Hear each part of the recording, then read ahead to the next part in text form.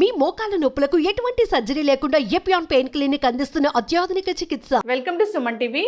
Sugar levels అసలు ఎంత ఉండాలి? కొత్తగా ఏమైనా రూల్స్ వచ్చాయా? ఇక అంతేకాకుండా ఎటువంటి పరీక్షలు చేయించుకోవాలి? అసలు ఈ షుగర్ ఉన్న వాళ్ళ వివరాలు తెలుసుకుందాం. ఈరోజు మనతో పాటు ఉన్నారు ప్రముఖ న్యాచురోపతి వైద్యులు డాక్టర్ జ్యోత్స్నా పులిపాటి గారు. డాక్టర్ గారు నమస్తే అండి. నమస్తే అండి. డాక్టర్ గారు, కొత్తగా షుగర్ లెవెల్స్ వచ్చాయి, ఇవే కొత్త రూల్స్ అని అంటున్నారు.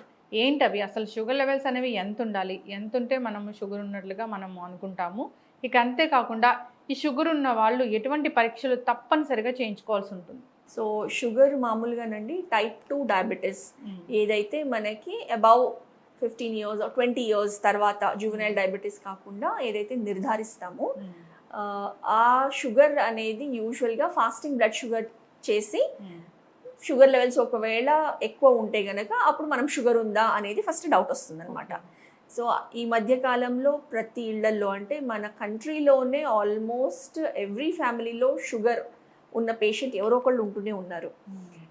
70% అనేది మనకి షుగర్ పేషెంట్స్ అనేది ఫ్యామిలీలో అట్లీస్ట్ ఒకళ్ళు అనేది ఉంటూ ఉన్నారు. అంతగా షుగర్ అనేది పెరిగిపోయిందనమాట. అయితే గ్లూకోమీటర్లో మనము గనక ఫాస్టింగ్ శాంపిల్ ఇస్తే లెస్ దాన్ 110 ఉంటే గనక మనకి అది నార్మల్ లెవెల్స్ కింద మనం తీసుకుంటాము. మోర్ దాన్ 110 వస్తే గనక అది మనం ఒక క్వశ్చన్ మార్క్, ఏంటి షుగర్ లెవెల్స్ ఎక్కువ ఉన్నాయా అని చెప్పేసి. అయితే ఫాస్టింగ్ లెవెల్స్ మనం తీసుకున్నప్పుడు అది యాక్యురేట్ రీడింగ్ కాదనమాట. ఎందుకు అని అంటే సపోజ్ మనం డిన్నర్ లేట్గా చేసాం, 10 o'clock 11 o'clock డిన్నర్ చేసాం అండ్ పొద్దున్నే మనం ఏమేమి తీసుకోకుండానే షుగర్ లెవెల్ టెస్ట్ చేసాం అనుకుందాం. అప్పుడు ఒక 130 140 వచ్చింది అనుకోండి, అమ్మో ఏంటి ఇంత షుగర్ వచ్చిందా, నాకు షుగర్ వచ్చిందా అనేది భయపడే అవసరం లేదు. ఎప్పుడైనా కానివ్వండి షుగర్ శాంపిల్ మనం ఇవ్వాలి అని అంటే ఖచ్చితంగా 12 to 14 hours ఫాస్టింగ్ శాంపిల్ అనేది ఇవ్వాలి. ఓకే. సో రాత్రి మ్యాక్సిమం బై 8 PM మన డిన్నర్ అయిపోవాలి. ఆ తర్వాత నీళ్లు తప్ప ఏమీ తీసుకోకూడదు. అండ్ మార్నింగ్ టైంలో కూడా మనం షుగర్ టెస్ట్ చేసినప్పుడు ఓన్లీ వాటర్ తీసుకోవచ్చు, టీ కాఫీ కూడా తీసుకోకుండా శాంపిల్ ఇవ్వాల్సి ఉంటుంది. అప్పుడు వచ్చే రీడింగ్ యాక్యురేట్ రీడింగ్ వస్తుందండి. అయితే షుగర్లో ఒక 3-4 వెరైటీస్ ఆఫ్ టెస్ట్ ఉన్నాయి. ఇప్పుడు ఫాస్టింగ్ బ్లడ్ షుగర్ లెవెల్స్, తర్వాత తిన్న తర్వాత ఒక 2 hours ఏదైతే షుగర్ కంట్రోల్ ఎలా ఉందో చూస్తాం, దాన్ని post prandial blood sugar levels అంటాం అనమాట. సో ఆ లెవెల్స్ కూడా మనం కన్సిడర్ చేయాల్సి ఉంటుంది. అండ్ ఎవరైనా ఫస్ట్ టైం అసలు షుగర్ ఉందా లేదా, లేకపోతే ప్రీ డయాబెటిక్ కండిషన్లో ఉన్నారా, బార్డర్ లైన్లో ఉన్నారా అని తెలుసుకోవడానికి ఒక టెస్ట్ ఏదైతే చాలా అక్యురేట్గా ఇస్తుందో ఇన్ఫర్మేషన్, అదే హిమోగ్లోబిన్ HbA1c టెస్ట్ అంటామండి. సో ఈ టెస్ట్లో కూడా మనం ఫాస్టింగ్ బ్లడ్ శాంపిల్ ఇస్తాము. అయితే ఈ టెస్ట్ ఎందుకు యాక్యురేట్ అని అంటే, ఇలా మనం స్వీట్స్ తిన్న తర్వాత షుగర్ టెస్ట్ చేసామా, లేకపోతే ఈ తక్కువ టైంలో చేసామా, అలాంటి డౌట్స్ లేకుండా ఈ టెస్ట్ రిజల్ట్ ఎలా ఉంటుంది అని అంటే 3 months యావరేజ్ రిజల్ట్ అనేది మనకు చూపిస్తుంది. సో HbA1c అనేది దాని రీడింగ్స్ లెస్ దెన్ 5.8 ఉంటే కనుక normal, good control, non diabetic అని చెప్పచ్చు.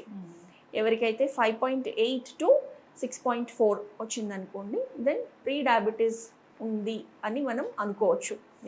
అండ్ అది కూడా ఎవరైనా కానివ్వండి sugar levels or sugar test ఒక్కసారి రీడింగ్ వస్తేనే మనము నాకు వచ్చేసిందా షుగర్ అని అనుకోనక్కర్లేదు.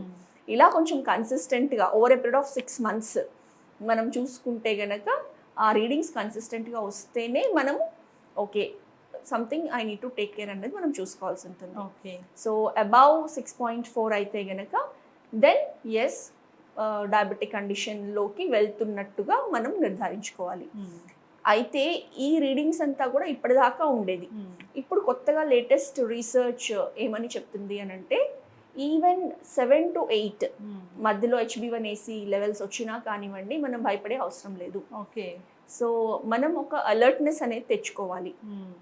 ఎందుకు అని అంటే ఇన్సులిన్ రెసిస్టెన్స్ అనేది బికాజ్ ఆఫ్ ఈ మధ్య కాలంలో ఉండే ఫుడ్ హ్యాబిట్స్ మూలాన ఇన్సులిన్ రెసిస్టెన్స్ బాగా డెవలప్ అవుతుంది. కాబట్టి 7 to 8 లోపు HbA1c ఉంది అని అంటే, బిట్వీన్ 7 to 8 ఉంది అంటే కూడా మెడికేషన్ ఇమీడియట్గా స్టార్ట్ చేయొద్దు. చేయకుండా ఫస్ట్ లైఫ్ స్టైల్ చేంజెస్ అనేది తీసుకుని రావాల్సి ఉంటుంది. ఫుడ్ హ్యాబిట్స్ కానివ్వండి, ఎక్సర్సైజ్ కానివ్వండి, తీసుకొని వస్తే గనక ఏదైతే ఇన్సులిన్ రెసిస్టెన్స్ మూలాన ఈ రీడింగ్ వచ్చిందో ఖచ్చితంగా అది మనము నార్మల్ లెవెల్స్లోకి తీసుకుని రావచ్చు. ఎస్, ఖచ్చితంగా డాక్టర్ గారు. చాలా మంది కూడా సో అంటే ఒక్కసారి టెస్ట్ చేయించుకుంటే ఇలా షుగర్ లెవెల్స్ ఏమైనా బోర్డర్లో ఉన్నా లేదంటే కొంచెం ఎక్కువగా ఉన్నా కానీ షుగర్ వచ్చేస్తుంది అనుకుంటారు. అంటే జనరల్గా మందులు కూడా అలాగే దాన్ని బేస్ చేసుకొని రాస్తూ ఉంటారు. సో అలా కాదు, అంటే ఒక 2-3 టైమ్స్ చూసుకోవాలా మీరు చెప్పినట్లుగా? అవునండి, కన్సిస్టెంట్గా చూసుకోవాల్సి ఉంటుంది. చూసుకొని మనకే తెలుస్తుంది. సపోజ్ రీసెంట్గా వెయిట్ గెయిన్ అయిందనుకోండి, అబ్డామినల్ ఫ్యాట్ ఇంక్రీజ్ అయిందనుకోండి, అలాంటి టైంలో ఈ ఆటోమేటిక్గా ఇన్సులిన్ రెసిస్టెన్స్ అనేది పెరుగుతుంది. అప్పుడు ఈ షుగర్ లెవెల్స్ అనేది పెరుగుతుంది. సో కొంచెం ఎక్సర్సైజ్ ఇన్కార్పొరేట్ చేసుకొని, కొంచెం డైట్లో చేంజెస్ తీసుకొని వచ్చి, స్వీట్స్ తక్కువ తీసుకొని, హై షుగర్ ఫుడ్స్ తగ్గించి, ఈవెన్ ఫుడ్లో షుగర్స్ తగ్గించి చేసామనుకోండి, ఆ ఫస్ట్ టైం వచ్చిన రీడింగ్ మనం కంట్రోల్ చేసుకోగలుగుతాం. మీరు అన్నట్లుగా షుగర్ టెస్ట్కి వెళ్ళే ముందు అంటే ఫాస్టింగ్ కోసం వెళ్తుంటే కనుక 12 అవర్స్ టైం అనేది ఉండాలి మనం పరగడుపున అని. సో చాలా మంది కూడా డాక్టర్ గారు ఈ రోజులో 8-9కి ఎక్కడ తింటున్నారు అసలు డిన్నర్? ఎవరు తినట్లేదు. మిడ్ నైట్ బిర్యానీ అని చెప్పేసి హాయిగా బిర్యానీ హోటల్స్కి ఆ టైంలో ఎంత రష్ ఉంటా ఉందో, అంటే రోడ్ పైన మనకి తెలుస్తూ ఉంటుంది ట్రాఫిక్, ఒకవేళ ఎప్పుడైనా మనం ఆ టైంలో వెళ్తే గనక. సో హోటల్స్ అన్నీ కూడా మిడ్ నైట్ బిర్యానీని ప్రమోట్ చేస్తున్నాయి. కానీ అలాంటి కల్చర్, అలాంటి ఈటింగ్ హ్యాబిట్స్ మనం డెవలప్ చేసుకుంటే కనుక నెక్స్ట్ వచ్చే జనరేషన్ హెల్త్ కండిషన్ అనేది పెద్ద క్వశ్చన్ మార్క్ అవుతుంది. సో అలా నైట్ ఎప్పుడో ఫుడ్ తిని మళ్ళీ తెల్లవారుజామున లేసి మళ్ళీ టెస్ట్ కోసం వెళ్తే కనుక సో షుగర్ లెవెల్స్ అనేవి కనిపిస్తూ ఉంటాయి ఎక్కువగా. అవునండి. సో దాన్ని బేస్ చేసుకొని మందులు వాడడం అనేది అసలు సేఫ్ కానీ కాదు. షుగర్ టెస్ట్కి వెళ్తున్నామంటే దానికి ఖచ్చితంగా పద్ధతి అనేది పాటించాలి మీరు చెప్పినట్లుగా. సో అంతేకాకుండా షుగర్ లెవెల్స్ పెరగకుండా జాగ్రత్తలు తీసుకోవాలని కోరుకుందాము. సో చాలా చక్కటి ఇన్ఫర్మేషన్ అండి. ఏదో ఒకసారి HbA1c 8 ఉంది, 6, 7 ఉంది అనగానే మందులు కూడా వాడేస్తూ ఉంటారు. అలా కాదు. సో కంటిన్యూస్గా చూసుకోవాలి. చూసుకుంటే కనుక దాన్ని బట్టి మనం మెడిసిన్ అనేది తీసుకోవాల్సి ఉంటుందని చాలా చక్కగా చెప్పారు. అంతేకాదు లైఫ్ స్టైల్ కూడా చాలా మార్చుకోవాల్సిందే. చాలామందికి ఈ ఊబకాయం అనేది పెద్ద సమస్య. ఎవరైతే ఒబేస్ ఉంటారో వాళ్ళకి డయాబెటీస్ అనేది ఖచ్చితంగా వస్తుంది.